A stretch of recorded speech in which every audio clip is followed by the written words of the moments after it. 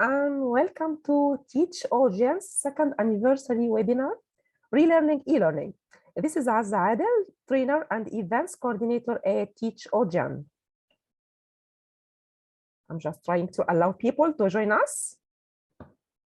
Okay, today we'll get in depth in the topic of e-learning, aiming to enlighten the idea of reinventing the application of e-learning to improve overall learning proficiency, specifically in online learning, in-class learning, blended learning, teacher training, and leading effective e-learning environments. Today's sessions are presented by a group of respected educators from different parts all over the world, who will support teachers, trainers, and educational leaders in developing the best of e-learning environments for their learners.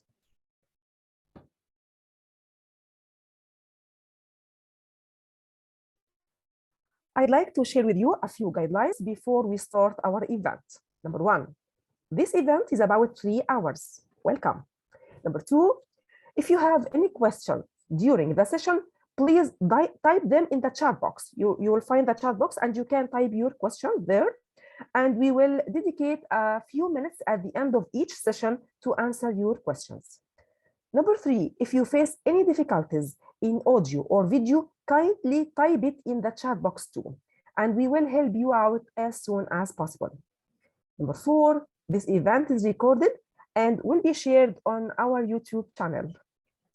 Please keep your mics mute and your cameras off throughout the session to avoid any distractions. Do you have any questions so far? It's okay to start now. I'll check the chat box. Okay, so let me introduce our first guest, Dr. Robert Sawyer. Dr. Robert has been in education in one way or another for over 30 years, starting as a training professional for the U.S. Air Force, holding a bachelor's in general education K-12, a master's in TESOL, and a doctorate in education with a focus on curriculum and assessment development. He is currently the director of academics for an online KG to grade 12 school that is based in Florida, USA. The academic director for a grade 1 to grade 12 private school in Turkey, and the school director for a grade 4 to grade 12 private school in Saudi Arabia. His motto for the month of October is keep moving because tomorrow is coming regardless. Lovely motto indeed. Today, Dr. Sawyer will discuss the role of the leadership in leading e-learning.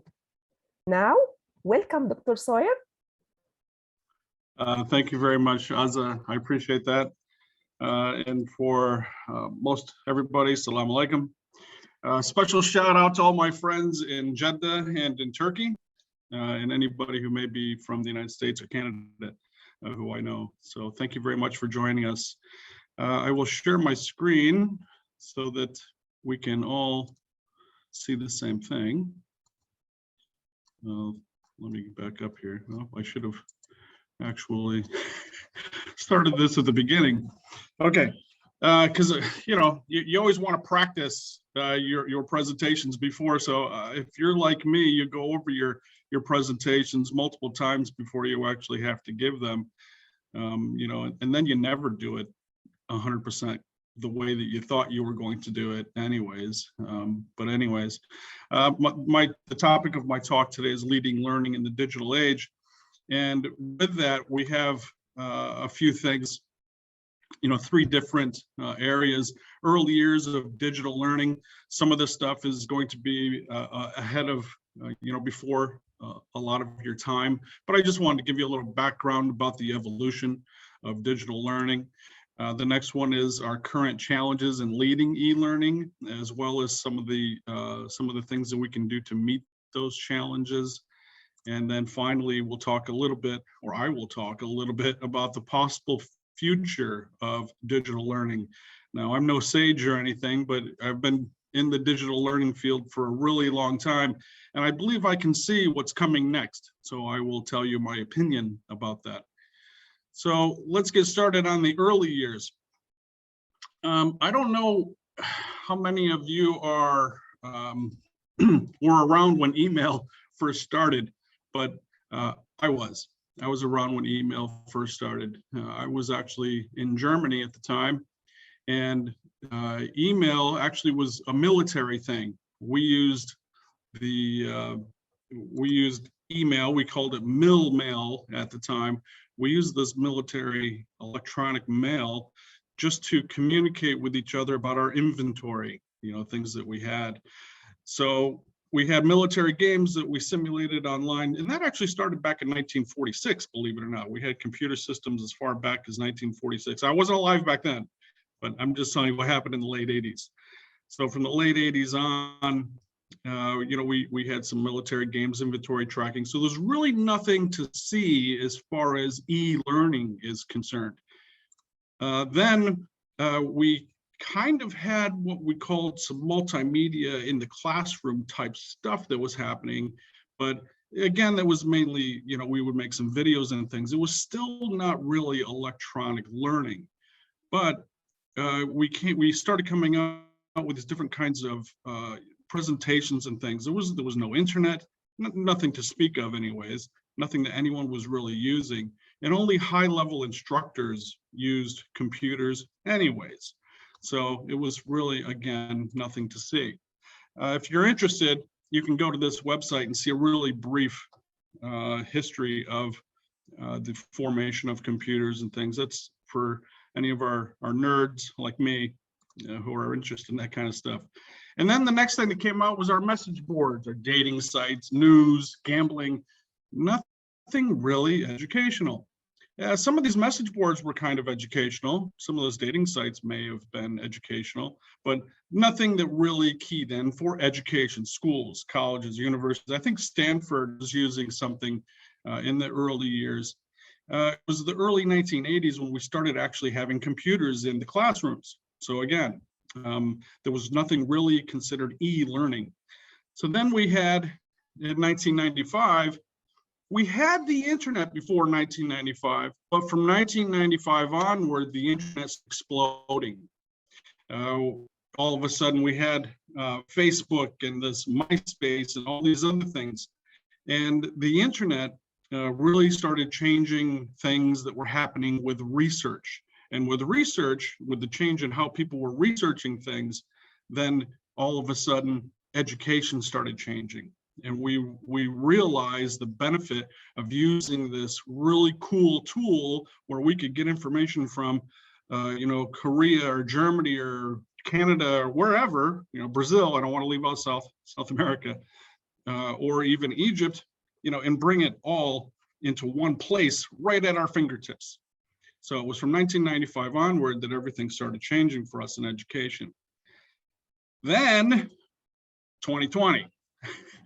In 2020, I wonder what happened in 2020 that forced us to change our thinking with education online. As you know, COVID happened, and really the whole world has been different ever since then.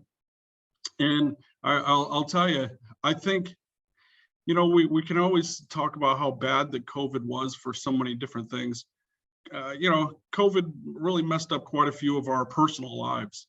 But the reality is COVID actually did some good things for us. You look for the good and the bad, right? It really forced us to change the way that we think about education. So now we have a forced change. And that is, we have all these apps now. We have, just what we're doing today, back just a few years ago, we would have never imagined having a Zoom conference, talking about education. We had those conference call type things. I mean, this isn't new, but for education now, it's like, it's normal now, somewhat, anyways. So now with our current challenges And when it comes to our current challenges, I want us to think about what actually happens in a real classroom. And when I say a real class, I mean physical classroom. One of the things that we have, even in physical classrooms, is perceived abilities, the perceived abilities of both our teachers and our students. Just because somebody has a teaching degree, a lot of us as leaders, we think, well, they must know what they're doing, or they can teach their class. But the reality is, they might not. And chances are, and very good chance is that even though they may have abilities in other settings, other environments, they are not used to the way we do things at our schools. So we perceive that they have abilities. Now, when it comes to e-learning, we have a perceived ability of our hardware, hardware access. Do people who we are teaching actually have access to either a tablet or a phone or a computer or laptop, desktop, whatever hardware there may be? We have to stop thinking that people just automatically have access to this stuff when we're designing our lessons. Software access, do they actually have access to the same software that we're going to use to be asking them to do their homework and things? Maybe yes, maybe no. Connectivity is a huge issue. It's definitely a challenge. And again, a lot of times we forget these things, especially if we have good internet. And then of course, people abilities. Do teachers know how to use the hardware and the software? So as we're designing these lessons for our teachers and our students, or asking teachers to design lessons for their students, do they have the abilities to do so? Maybe not. And then of course, organization and timing. Do we actually have the ability to organize ourselves and our lessons in a timely manner so that we can actually present the lessons the way that we have them pictured in our own heads? All of these things really need to be thought about as educational leaders. If we don't think of these things, then we're doing ourselves and our students and our teachers a great disservice. Excuse me, in Jeddah, for some reason, I have allergies again. I guess it's because of the humidity. Okay, and then the next thing for our current challenges is the acceptance. I know most of you are teachers, and I know that if you're doing some stuff with online teaching, you run into both teachers and students who want the book. They will be saying, I mean, at the schools that I help out with, and the one that I'm the director of in Saudi Arabia, we tell them, when we have these accounts that your students can log into, well, maybe the accounts logins come in late, or I mean, this has been a big problem for a couple schools I've worked with this year. But teachers, parents, they will say, where's my book? Students, where are my books? They want the physical book. So do they actually accept this online or this e-learning? And the reality is, no, not really, not yet. So we need to, ease in a little bit more with that. We can't force that kind of change. It's going to take a little more time. And then of course we have platform inconsistencies. And what I mean by that is if you use something like a Moodle or EduWave, or even just whiteboard or blackboard from the old times, which are still being used, a lot of this stuff, they're inconsistent. And when I say inconsistent, I mean from a teaching point of view. Every single platform, we have to learn something new again. I can teach you English or I can teach you math, but how do I use this platform? So, there's a lot of inconsistencies between the platforms. So every time someone tells you that you need to give a lesson on a particular platform, there's that learning curve. So you have to, watch a bunch of YouTube videos or ask your friends. Hopefully somebody, in the organization is versed on it so they can help you, but it isn't always the case. So these are our current challenges. Now let's overcome those challenges. The very first thing that we have to do to overcome our challenges is to stop making assumptions. That's the very first thing. The biggest failure for any organization, any person really, is when we make assumptions about what other people know, what other people can do, what machines can do, about what hardware other people have, all these things. We have to go back to square one and just look at it as if when we're approaching a lesson or we're approaching a teaching organization, whether it be a school, institute, etc., we have to assume the opposite. In other words, when I say stop making assumptions, but what I mean by that is assume everybody knows nothing. Nobody knows anything about anything. Nobody has anything. So how do we do that? How do we deal with that then? Well, we have to ask questions. As educators, as leaders in education, we're responsible for asking the questions, especially the questions that nobody else is asking. So ask the questions about what is available, what can I use, what are the students and teachers used to, this kind of thing. Ask and ask and ask and collaborate. I can't hammer home, teamwork enough.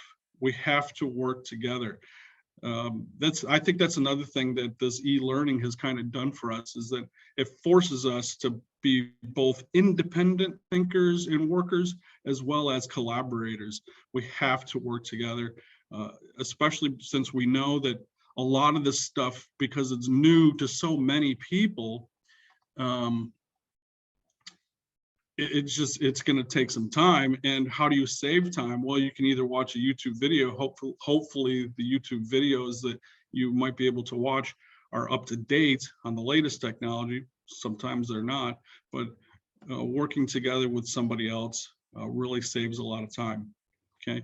The next thing that we should do is to get educated. As educators, of course, one of our mottos should be, lifelong learners. We never stop learning. And that's truer now more than ever. We, with the technologies constantly changing, if we stop learning what's available out there, we're going to get left in the dust. If you're somebody who uses Blackboard, I'm sorry, but your time is limited. If you're somebody who still just uses a textbook and just showing a PDF on the screen through the projector, I'm sorry, but that's not enough anymore. So we have to get educated. So how do we get educated? Take online courses. The best way to learn how to teach online is to learn online. See what's available. There's so many different things that are available online. All these, Udemy and Coursera and, lots of stuff that's available for free or very, very little money. Just take some courses online. If anyone knows about University of the People, it's pretty much a free education, and you can actually get bachelor's, master's. Yeah, I think it's bachelor's and master's degrees. Yeah, it's online. Places like Saudi Arabia don't accept them, but a lot of places do, especially in the West, because I think in Western countries, they're more prone to accept online universities as long as there's some kind of accreditation associated with them. So take online courses in order to learn how to teach online. And the next thing is plan for the inevitable. You won't always be able to plan for things that will go wrong, but one of the things you can do is, this thing called Murphy's Law. Murphy's Law is if it can go wrong, it's going to go wrong. So if you can think of something that might go wrong, plan for that. Plan for it to, to beat it, and teach your teachers how to beat it. Things go wrong. We all know that. Nothing's perfect in this world. The future. So, like I told you, I'm not a sage, but I have been doing this a long time. And I remember when I was looking at a computer, this old big box computer on my desk when I was when I was working in Germany in the military, and we were developing these floppy disk inventory tracking systems and things like this. I was looking at this big box and this little green light, the cursor blinking, and I was listening to a football game American football from the United States on the radio. And I was thinking, man, it would be really cool if I could watch that on this screen right here. Well, you know, it happened. Now you can watch multiple things on one screen, probably too much stuff. So when I say that some of these things are possible, that they possibly could happen, I mean, you know, really, I really think that this is what's going to happen next. Don't take my word for it. Like I said, I can't see into the future. I'm just telling you what I know based on what I've learned before. And the very first thing is that virtual reality or augmented reality is coming. It is already here. There are several universities around the world who are using these VR sets to in their medical educational classes, in their medical classes. You know, where they can look and they can actually see where the veins are going and, you know, how the heart is beating and all this stuff. They can, you know, with these things. So, I mean, it's already at that extent, but it's going to get more intense. You know, before you know it, and I think it's going to happen within the next few years, you know, students are going to be at home with their VR sets on, and it's going to be as if they're in a classroom, maybe choosing their own avatars or whatever to sit in the seat next to their best friend. I'm just, you know, that's the way I think that it's going to happen. Of course, I don't know. Now, of course, they're going to gamify education a lot more. Gamification is because of the students that we're teaching. Remember that the generations that are coming up now aren't the same as us. You know, that's another thing that we have to stop assuming. We have to stop assuming that the children who are coming up now think the way that we do, because they don't. There's more gamification happening within their own lives. You know, with this Roblox, I think it's called. See, I can't even remember what the real name is. The Minecraft and all that stuff. I know some of you know what this is. But gamification is going to be a huge thing in education. You know, in science, social studies, mathematics, everything, there's going to be some kind of game associated. I mean, it's already happening. We you know, log into different sites to do little quiz games, you know. Even Hangman, it's an old game, but it's gamified now on computer systems. So there's going to be a lot more gamification. Artificial intelligence is going to be coming big. Artificial intelligence is going to be where there's actually no teacher. I was in China for a couple of years, and the Chinese are pushing hard for this. One of the reasons why they want to have artificial intelligence for teaching is so that they can teach everybody the same thing without any variations. So I'm not saying that it's good. I'm not saying that it's bad, but I am saying that the way you use a tool determines whether it's good or bad. So we'll just leave it at that. So in artificial intelligence, there's not going to be a teacher. Teachers are going to just become game or virtual reality designers, and leaders will become lead designers. And what I mean by this is we will be designing lessons for not just our classroom, but for classes around the world with the things that we design. So it'll be a big thing. Actually, teachers hopefully will be getting paid a lot more money. I don't know. That part I don't know. And then inconsistencies will continue. Unfortunately, because of competition in the field, technology is one of those things that we just, you know, somebody always thinks that they have a better idea or a different idea. So inconsistencies are going to continue. I mean, Apple and PC still don't get along. So, I mean, it's one of those simple inconsistencies, you know, with platform issues. So it's only through online that we're able to actually meet up if you have a Mac or PC. So as far as my presentation